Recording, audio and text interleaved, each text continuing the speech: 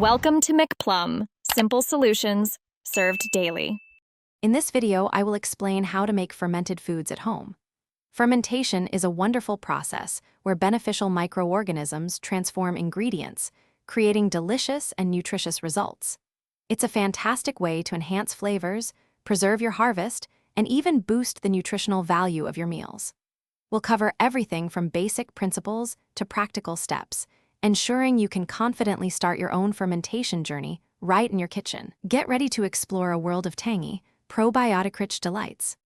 To begin your fermentation adventure, gathering the right tools is key.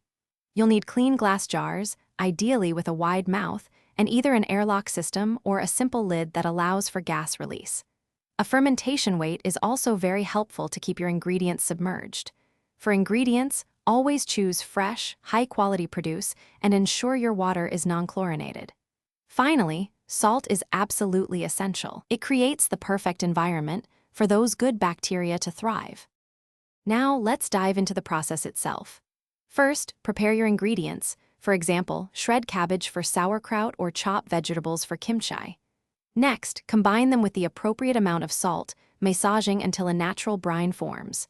Then, pack this mixture tightly into your clean jars, making sure all solid ingredients remain fully submerged under the brine. Finally, seal your jar and let it sit at a consistent room temperature, allowing the magic of fermentation to unfold over several days. As your food ferments, it's important to monitor its progress. You'll likely see small bubbles, indicating active fermentation. If any mold appears on the surface, don't worry, it's usually harmless and can be carefully skimmed off. The fermentation time can vary greatly, from just 3 days for some items to several weeks for others, depending on your desired flavor and texture. Once it reaches perfection, transfer your finished ferment to the refrigerator to significantly slow down the process and enjoy. Thanks for watching. Stay juicy and subscribe.